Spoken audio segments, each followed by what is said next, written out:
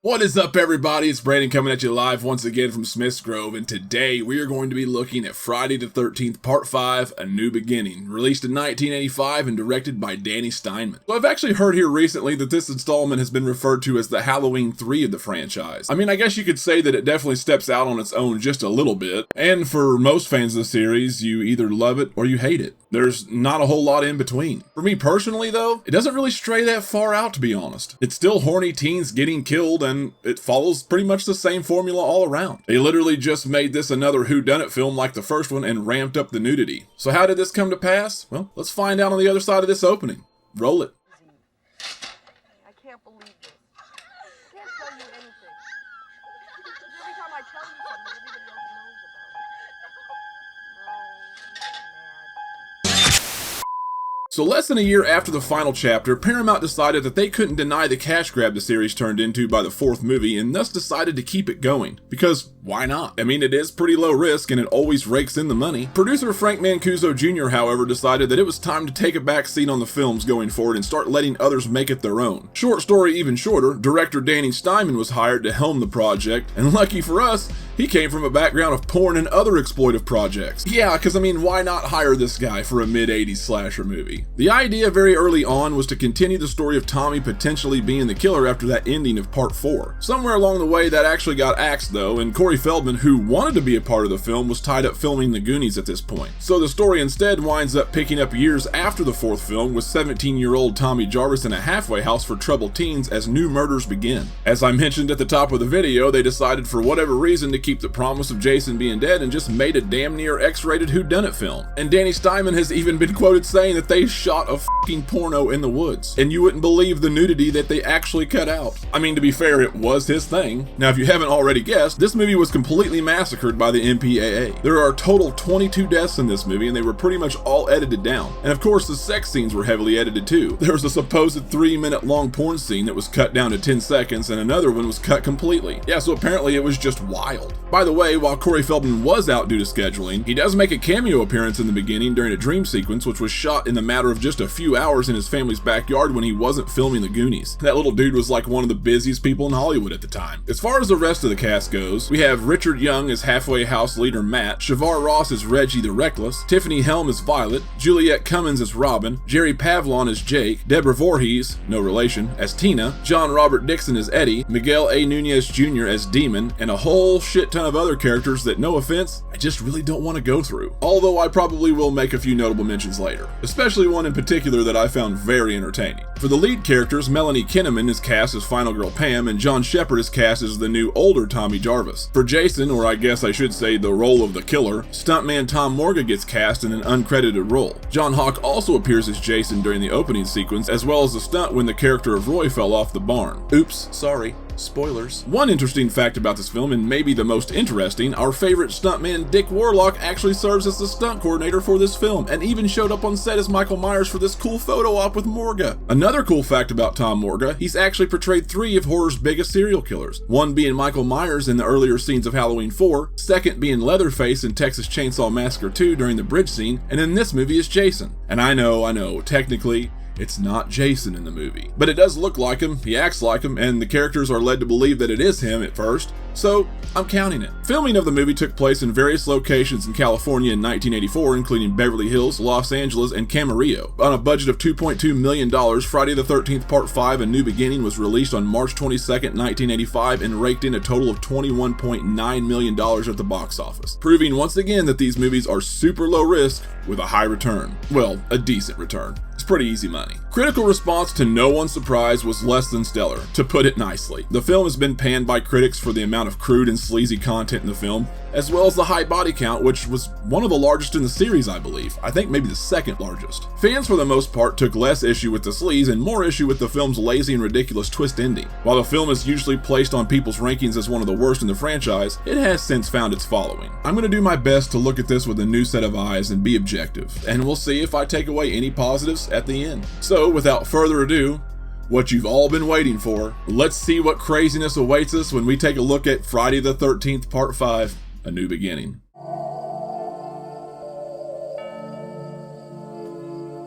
The movie opens with young Tommy Jarvis walking through the woods on a stormy night as he happens upon Jason's grave. It looks like he's not alone either. These two Nimrods show up with the intent of unburying the big brute, and they succeed. I like the visual of the night crawlers on the mask here. It's a nice touch. The two young whippersnappers quickly pay for their mistake as Jason springs to life with a machete that he was buried with for some reason, killing the first dude, and using a screwdriver that he was also buried with for some reason to kill the second guy. Tommy witnesses this take place as he hides in the bushes, but is frozen in fear when Jason approaches. Jason raises his machete at Kid Tommy, but is interrupted by Teenager Tommy when he wakes up from his daymare in the back of a transport van. Phew, that was a close one, Feldman. Tommy is being sent to Dr. Letter's halfway home for peculiar children because of all of his childhood Jason trauma. It's here that we first meet Dr. Matt Letter and his assistant slash final girl Pam, who lets Tommy know that they're there to help transition him back to society. I don't know, Doc. That shit's gonna take some work. This dude's seriously messed up. In fact, as we'll find out, he's probably the most troubled person in the house next to Vic, which we will meet very soon. Because child actors were all the rage back in the day, Different Strokes actor Shavar Ross gets what I guess you can call the third lead in this movie as Reggie the Reckless. Man, you are one scared cat.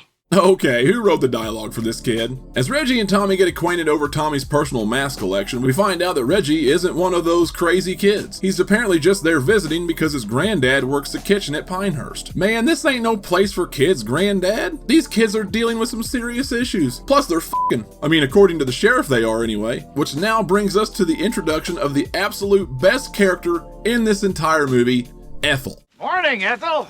My, don't you look lovely today? Poor shit. Haha, yeah, so her dialogue is amazing in this. Kudos to actress Carol Locatell here. And if I'm pronouncing names wrong in this, correct me in the comments. So Ethel is mad because the two kids were fornicating in her yard and she wants the whole place shut down. You know, because they're f***ing. And they're crazy. Some are f***ing crazy. Speaking of... Don't you come near me, Sheriff. I warn you. I got a bomb on me. I swear to you. What? Where did that even come from? Like, see what I mean? She's the best. Would you shut the fuck up? Oh, damn. Sorry, Ethel. And to add a cherry on the top of the scene, she pulls her best White Goodman on the way out. Final words. So a little bit later, Joey, the stereotypical overweight guy that acts like an even goofier version of Francis from Pee-wee's Big Adventure, is out annoying the girls about helping with laundry. Naturally, they say no because this big oaf is covered from head to toe in melted chocolate like he's 3 years old. After smearing chocolate fingers all over the clean clothes, the girls tell Joey to piss off. Listen, if you change your mind, I'll be right around, okay? Joey.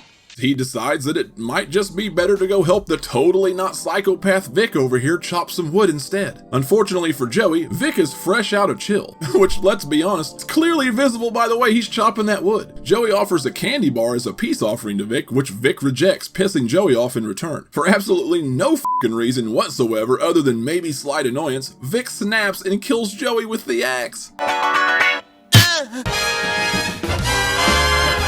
Man, this movie is wild already. They throw Vic in the back of a cop car as the paramedics tend to the body. One, of course, is an absolute major insensitive dick.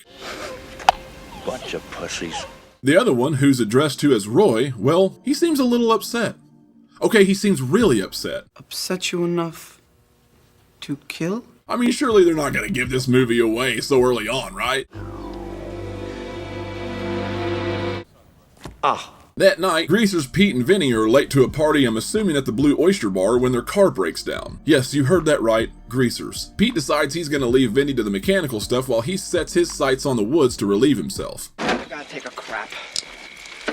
Crap my ass! Wow, they really just let him say whatever the hell they want in this movie. While Pete's in the woods dropping his heavy load, Vinny gets a road flare shoved down his throat by a mysterious killer who we definitely don't know the identity of. Like, at all. Pete comes back from the woods, and I guarantee that he didn't wipe, by the way, because, once again, no one ever wipes in these movies. Pete sings a totally improvised tune in the car, which you'll notice, if you haven't by now, that this is a trend in this movie. They literally just come up with shit on the fly for their dialogue, because I'm pretty sure that Steinman did not care.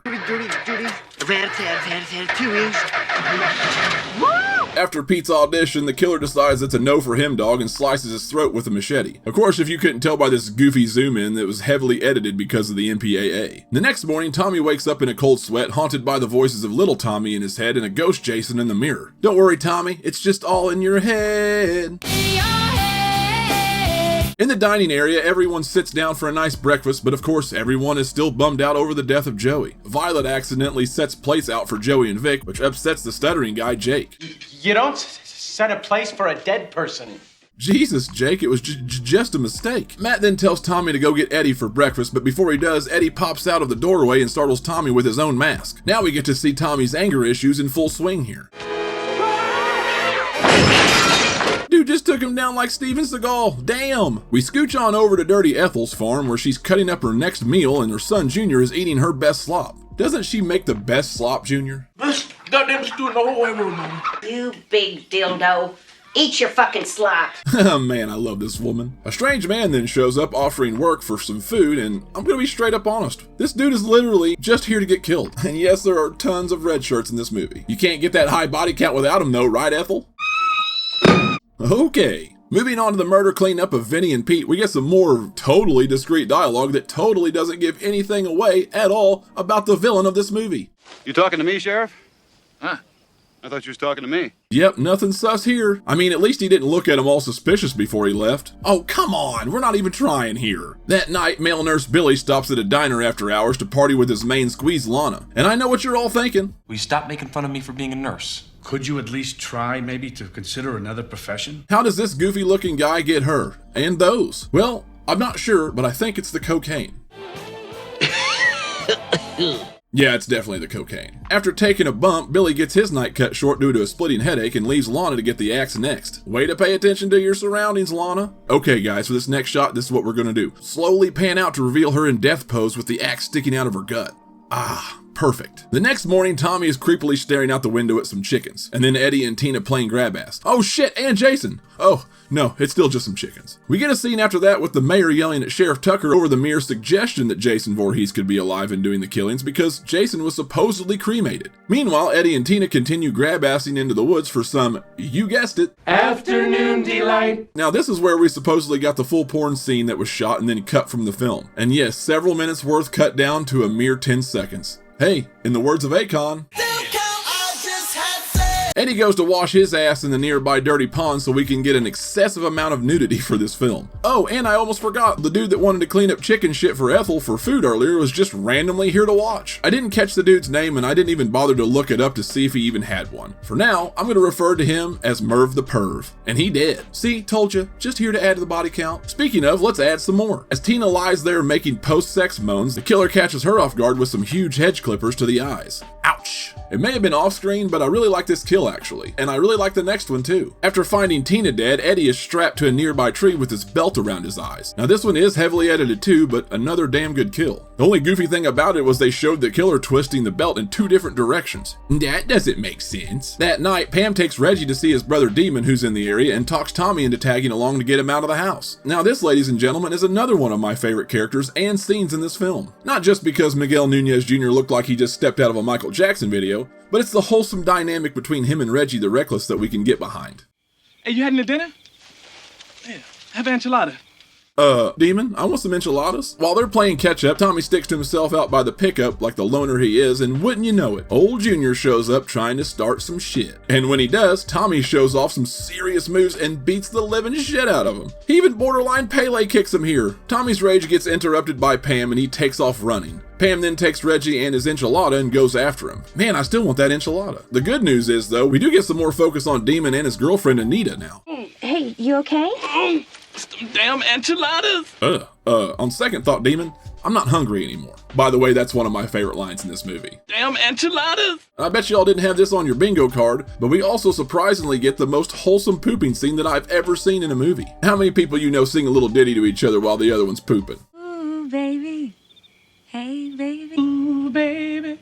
Ooh, baby. Ooh, baby. That is some love right there. Unfortunately, it's set to end pretty quick though, with Anita getting killed off screen. Demon opens the door and sees her and her overly pulsating slash neck outside, and then he gets terrorized by the killer while he's stuck inside. Now this is straight up one of the very few deaths in a slasher movie that I absolutely hate. Not the kill itself, but I actually didn't want a character to die. Demon is awesome. And I mean, look at him. The dude was scared and crying. Most people don't even see this shit coming in these movies, and this dude had like 30 seconds of insane fear before he died. Although he did make that death last, damn. Pam and Reggie arrive back at the house with the teens telling Pam that Matt is gone and Eddie and Tina haven't made it back yet. Pam goes on to search for the others so the kids can be left alone like sitting ducks. Over at Ethel's, Junior's out in the front yard rage riding his motorcycle because Tommy just kicked his ass, and during this tantrum he gets his head cut off by a meat cleaver. cleaver. Poor Ethel does get the same cleaver to the head right after, but we should really feel bad for this tomato. What the hell did it ever do to deserve this? Back at Pinehurst, Jake is trying to make his move on Robin while watching a movie, but gets a little stuttery in the process. I want to make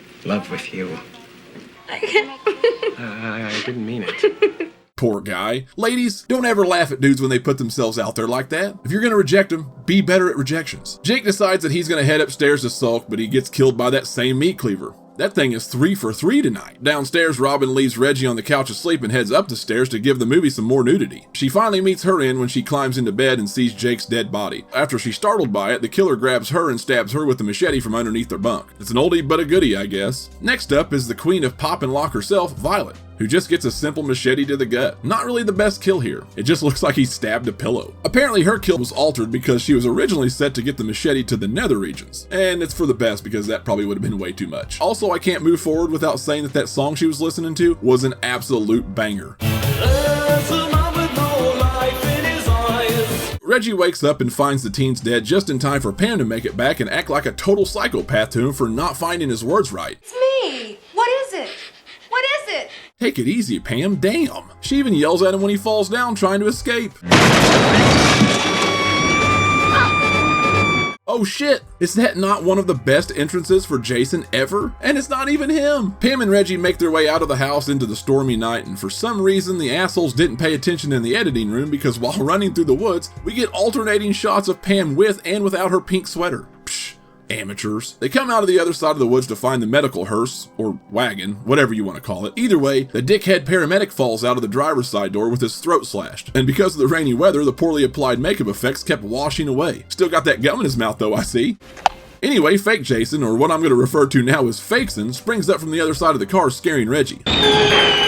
Damn, kid. Also, how the hell did Fakeson get back to the car so fast? Reggie takes off in a dead sprint into the woods and Pam follows behind to continue the final girl circuit, and along the way finding Matt with what looks like a railroad spike in his head. Where the hell did he get a railroad spike? Oh, and once again, Pam loses her pink sweater in between cuts and makes it back to the house. And I promise you, we will not see that pink sweater again, because it's raining and she's got a thin white shirt on. And you can tell what the director was thinking here. We're still in that final girl circuit though as we move into the house, so we need another character death. Sorry, George, looks like you're up.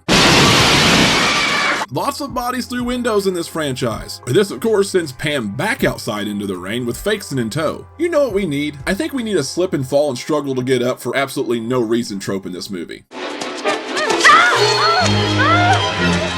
Ah, there we go. While Pam is screaming like a dummy and being all helpless, Reggie the Reckless shows back up, busting through the barn with a tractor looking like he's about to send E.T. home. He nails Fakeson with the tractor and it gives them ample time to take refuge in the barn. We get a brief chainsaw versus machete duel, which I would not have put on my bingo card, but I welcome it. Pam gets the upper hand for a moment when she cuts into Fakeson's arm, but of course, the chainsaw has to stall out, because it wouldn't be a horror movie if it didn't. Tommy finally shows back up while Pam and Reggie hide in the loft, and after all the skirmishes that this dude has been in this movie, and it's won, you'd think that he'd be the f***ing hero here. But no, he disappears after kicking Junior's ass, only to show up and freeze like a little bitch when Fakeson confronts him. All that trauma sets in, which allows the copycat killer the chance to slash Tommy in the chest with his machete. Tommy does manage to use his pocket knife on him to get away after though. The fight is then taken up to the loft area where Tommy passes out from his injuries, leaving Reggie and Pam to fight him off alone. After a few back and forth distractions, Reggie is able to dive off a bale of hay and shoulder tackle Fakeson out the loft door. He's not out of it yet though. He's hanging on by the edge and he's trying to take Reggie with him. Tommy finally decides to wake up and be useful and uses the machete to cut Fakeson's arm off and send him off the edge and down onto some harrow spikes. The fall causes the hockey mask to come off as well as tearing that fake Jason hood, and what's this? Is that Roy? Roy Burns? Well, I would have never guessed. I mean, he was such a casual, cool, nice guy. Very quiet. He never said or did anything weird at all in this movie to give it away. Oh, I thought you was talking to me. Later at the hospital, the sheriff attempts to explain to Pam what the f*** we just sat through. Apparently, Joey in the chocolate factory was Roy's kid, and Roy decided to go on a revenge killing spree when he saw what happened to him. And he used this whole Jason thing to cover his tracks. First off, his tracks weren't covered at all. Second, why would Roy have a recent picture of Joey in his wallet? It was literally said earlier by Matt that he was abandoned by his father. How would he even know? Would he even know?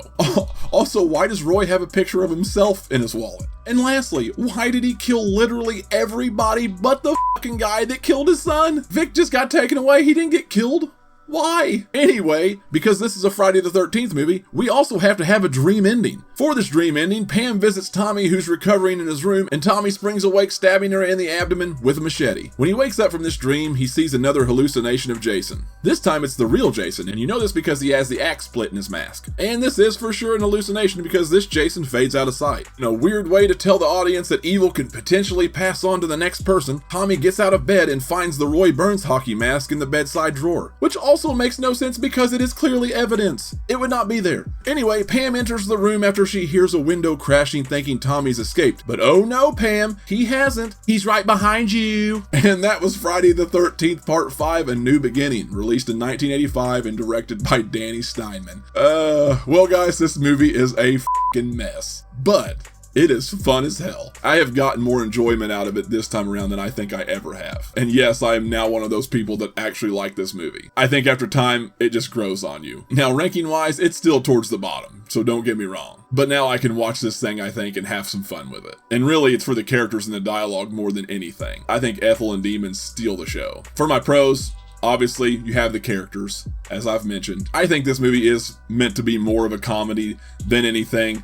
And the characters are super ridiculous, but they're memorable. And I kind of enjoy the comedy aspect of it, to be honest. And the kills really weren't that bad either. Some were creative. I like the various use of tools and other weapons. Some of them are pretty creative, like the belt kill. It's one of my favorites of this movie too. I also love the lighting and the camera work in this movie. You know, the production value, even for a $2 million movie, is pretty solid. You could definitely see that difference in technology just from the early 80s to the mid 80s and how these movies looked and felt. Even on very similar budgets, or not, or the budget's not being that much higher. Also got to give credit to the music and the score. Harry Manfredini's back, did a great job. Lots of intense music, a lot of fun music in this. And lastly, for the pros, I've mentioned it before, the dialogue. I mean, don't get me wrong, it's mostly not good, right? You could tell most of it was made up on the fly and Steinman didn't give a shit. So a lot of them just came up with stuff and some of it didn't really land. But the shit that did land was the most outrageous stuff, like with Ethel and the singing and the pooper and all that. Like that was entertaining as hell. Ethel was definitely the best, for sure. And while that can be a con in pretty much any other movie, almost every other movie, for some reason, it works so well here. It's entertaining and it's quotable. For my cons, obviously, the lousy reveal. It was too obvious, and while I don't hate Roy Burns, I just think it's dumb that they didn't really give much thought to that revenge plot. They should have thought that through a little bit better. And for God's sakes, don't put a picture of yourself in your wallet. Just free advice for anybody. I also don't hate whodunits. I love whodunits most of the time, but it's not really the best way to restart a franchise by doing something that you started the franchise with. And once again, I also hate that the MPAA butchered this thing, and not for the skin, but for the kills. I mean, think of how good they could have been otherwise. Lastly, 2 of the 3 leads in this movie were rather weak, I think. I'm just not really a fan of this Tommy. I get the trauma thing, I get what they were trying to do, but the Tommy in part 6, done way better. Also, I'm not really a fan of Pam. You know, she's okay, I guess, but overall, just one of the weaker final girls. I mean, she looks great.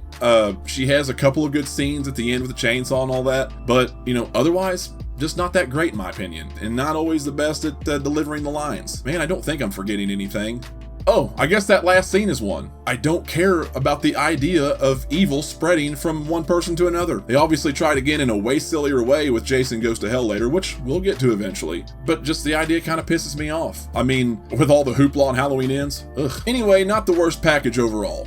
I'll just say that. If you want a fun dark comedy / horror movie or slasher film, there's worse, for sure. It may have technically been Roy Burns, but he still looked and acted like Jason, so you can kind of get over it a little bit. For that, I'm giving Friday the 13th Part 5 a 2.8 out of 5. It's totally worth the watch if you just want to have a fun movie for the night to watch and not think about much. And it's a reasonable score if you look at this movie objectively, I think. And maybe that's controversial, and I don't know, maybe it's really not so much anymore. Next time out, however, though, I don't think there's going to be any controversy at all as far as feelings go. The reason I say that is because we're going to be taking a look at Friday the 13th Part 6, Jason Lives, and this is one of the best in the franchise, according to most people. I think it's a true return to glory for the franchise, even if it's only for a short time. And we're finally making it to the era of OP Zombie Jason. So with all that said, be sure to like and subscribe so you don't miss it when that time comes. I just want to make sure that you all know that I appreciate you all so much. And I appreciate everything, all the watches, the likes, the comments, for helping me grow this community. I've been having a blast. I can't thank you enough for helping me hit that 1,000 subscribers mark. I absolutely appreciate it. Let me know in the comments below what you think of part 5 here.